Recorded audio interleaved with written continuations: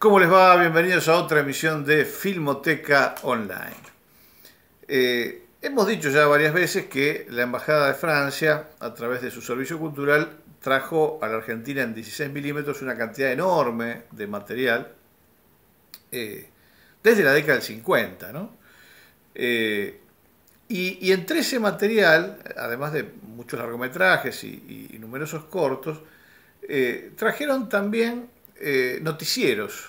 No noticieros en un sentido coyuntural o político, eran más bien informativos sobre temas culturales o incluso científicos, ¿no? Pero que tenían una regularidad, venía uno cada tanto, y que complementaban, o sea, se trajeron para complementar no solamente las funciones de los cineclubes, como pasaba con los largos y los cortos, sino que se traían también para pasar por televisión, venían siempre con derechos para ser exhibidos gratuitamente por la tele. El más antiguo me parece que fue Crónicas de Francia, que empezó a comienzos de los 60 y que tuvo realizadores importantísimos, qué sé yo, Agnès Varda, Téchiné, han hecho cosas para Crónicas de Francia. Después hubo otro más breve, France Panorama, France Panorama sería, y finalmente en los 80 apareció otro más que se llamaba Hoy en Francia. Eh, de los tres tenemos un montón de ejemplares acá en la Filmoteca porque eventualmente aparecían en bolquetes y ahí íbamos corriendo nosotros a buscarlo, ¿no? Pasó con varias crónicas de Francia. Víctor Iturralde, por ejemplo, se hizo con una colección gigante de Hoy en Francia. Octavio tenía un montón de panoramas que también habían ido a parar a la basura porque una vez que, digamos, más o menos cumplían su función y pasaban los años, evidentemente la embajada los descartaba. Lo interesante de todos estos materiales es que las notas estaban siempre muy bien hechas y por supuesto las protagonizaban personajes fundamentales, no solo de la cultura francesa, sino universal. Como ejemplo, como solamente la punta del iceberg, vamos a ver hoy dos notas de dos ediciones distintas de que era el último, como le decía, el más reciente, Hoy en Francia. De este noticiero, del que tenemos cientos y cientos de ejemplares, vamos a ver dos notas de dos ediciones distintas. Las dos notas son sobre dos de los documentalistas más importantes que ha tenido la historia del cine, uno indiscutible y otro menos conocido, pero que fue también muy relevante, ¿no?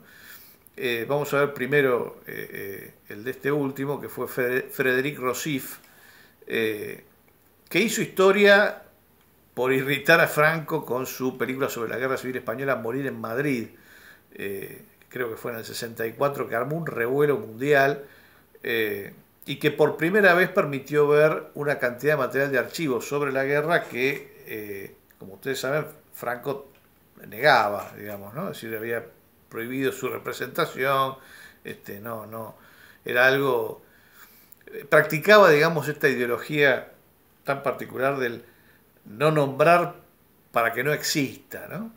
Y de pronto esta película francesa le recordó al mundo que ese conflicto espantoso había existido eh, y, y, digamos, y lo volvió una cuestión de conversaciones políticas contemporáneas, porque la película fue prohibida en varios lugares por intervención de las representaciones españolas en esos lugares. Por ejemplo, en Argentina trataron de prohibirla y gracias a que el distribuidor Néstor Gafet emprendió una batalla judicial con el Estado, finalmente la película logró pasarse, pero hubo presiones de la Embajada Española en todas partes. Después Rossif se dedicó más bien a los documentales sobre animales y un poco por eso se le hace la entrevista que ustedes van a ver. El segundo documentalista, un grande absoluto, un hombre que acompañó a lo largo de su, por suerte, muy extensa vida todos los conflictos políticos del siglo XX, es Joris Ivens. Y la excusa, si hiciera falta, para dedicarle una nota Hoy en Francia, tiene que ver con una exposición que se le estaba organizando, y aprovechan que él está presente para filmarlo y hacerlo hablar un poco.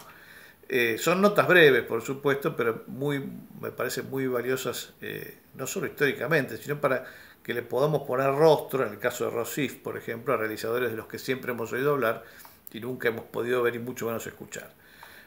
Aquí van entonces estas dos notas, primero Frédéric Rossif y después el maestro Joris Ivens. Que las disfruten.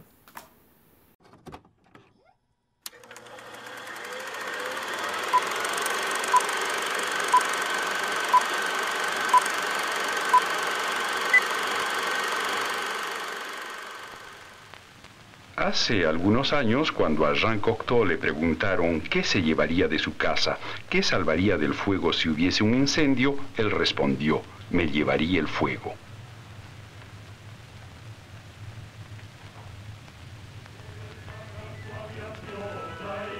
El cineasta francés Frédéric Rossif, antes del cine, trabajaba en la televisión. Sus primeras películas de montaje datan de los años 60. Después del Tiempo del gueto en 1961, filma Morir en Madrid en 1963. Hubo quienes dijeron que esta película favorecía a las brigadas internacionales en la Guerra Civil de España y fue hecha contra Franco. Lo que yo he hecho, dice Rossif, es un film objetivo sobre la locura en la historia. En 1967, Rossif filma Revolución de Octubre y en su última película sobre Picasso vuelca todo su amor por la pintura.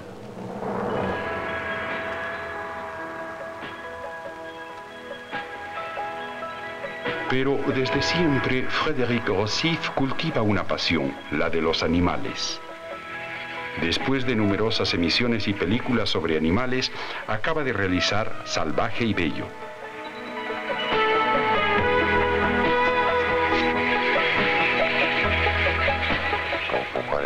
¿Por qué hago películas sobre animales? Porque los animales son el ritmo, responde, porque son imágenes que se llevan en sí desde hace siglos, son imágenes totémicas, emblemáticas. Hasta se podría decir, todo es animal. O como Gandhi, que dijo algo muy hermoso: antes de la poesía está la naturaleza.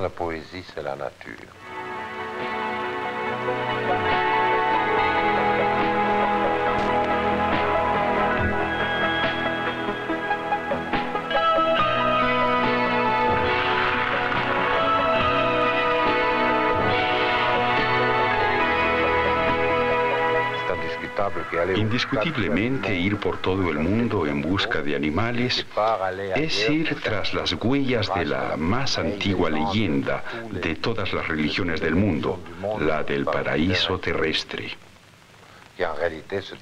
Aunque en el fondo también es una manera de ser feliz en algún sitio, con la naturaleza y no contra ella.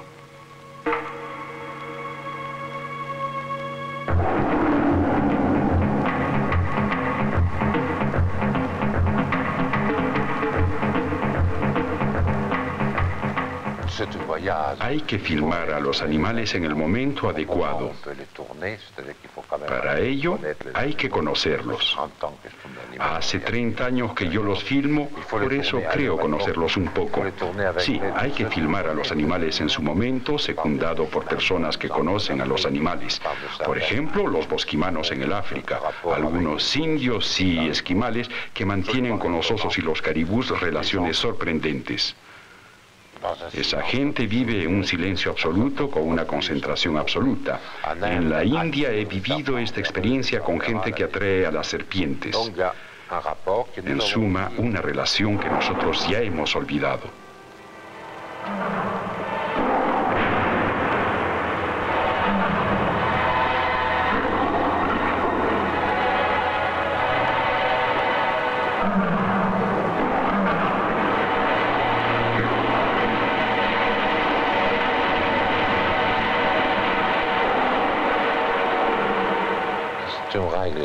Una regla primordial es no intervenir jamás.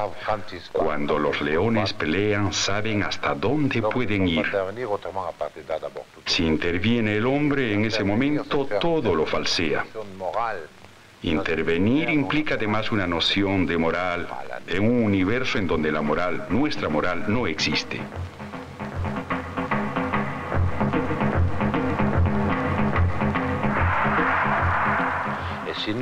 Si logramos recobrar este sueño escondido de los animales en nosotros, quizá podamos ser menos incomprendidos ante nosotros mismos.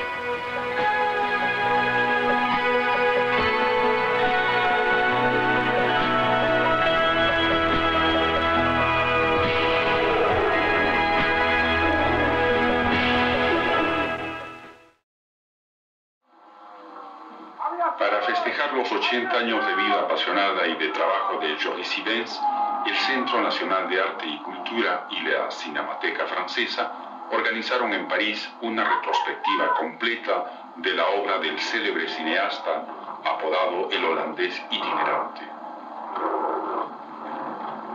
Llama la atención constatar que la obra de Ivens se presenta como un viaje en el tiempo repartido en 50 años de historia y un viaje en el espacio de los Países Bajos a la China.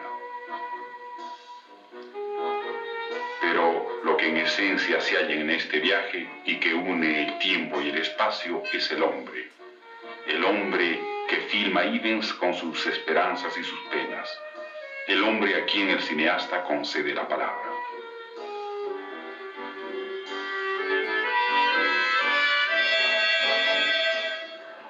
Henri Langlois disait de Joris Ivens. Henri Langlois decía de Joris Ivens: el arte de Ivens se define con 4 palabras: amor a los demás. Toda su vida intentó abrazar a la humanidad entera. Su profunda humanidad que constituyen la frescura y juventud eternas de Ivens, su vocación fraternal que lo arrastra por el mundo en pos del hombre para ayudarlo a expresarse, decir sus problemas y buscar las soluciones. Esto es lo que caracteriza la unidad de la obra y de la vida de Ivens.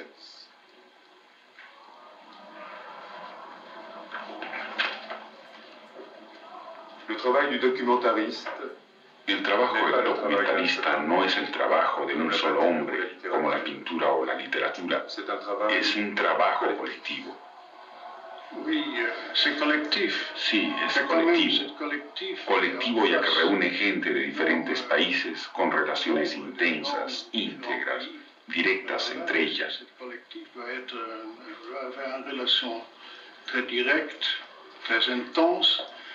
Et très intègre pour faire un documentaire de valeur. Para hacer documentales es indispensable el valor.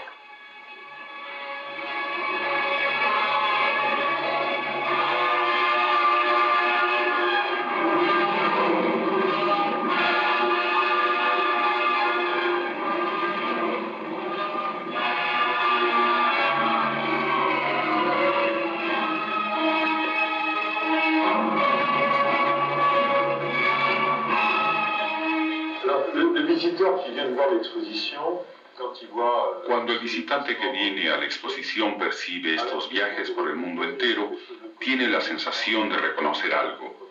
En el fondo, esta clase de aventura heroica ha animado a personas como Malraux y Hemingway antes de la Segunda Guerra. ¿Te asemejas a Malraux, a Hemingway?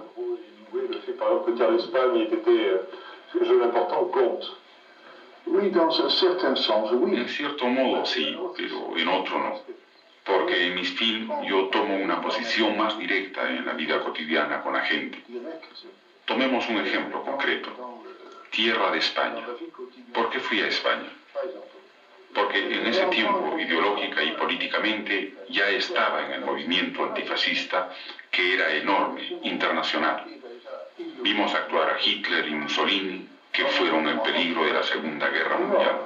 International, parce qu'on a vu que Hitler et Mussolini, c'est le danger de la Deuxième Guerre mondiale, tu vois. Joris, cuando vemos un mapa del mundo, nos damos cuenta que has estado en todas partes. No en todos sitios, sino en los lugares donde he filmado. En Indonesia, China, Unión Soviética, naturalmente en Europa. Aquí en Chile, Estados Unidos, Cuba. Y aquí, durante la Segunda Guerra Mundial, doy caza al submarino nazi.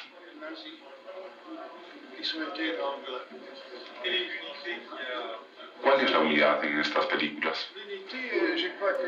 Creo que con mis documentales busco realizar películas sobre gente que no tiene la palabra, pero que no obstante ha hecho cosas grandes, lucha por sus países, por su libertad, por la paz, por la justicia y por todo. Con mis películas he intentado no ceñirme únicamente a la actualidad, sino transmitir realmente la verdad profunda.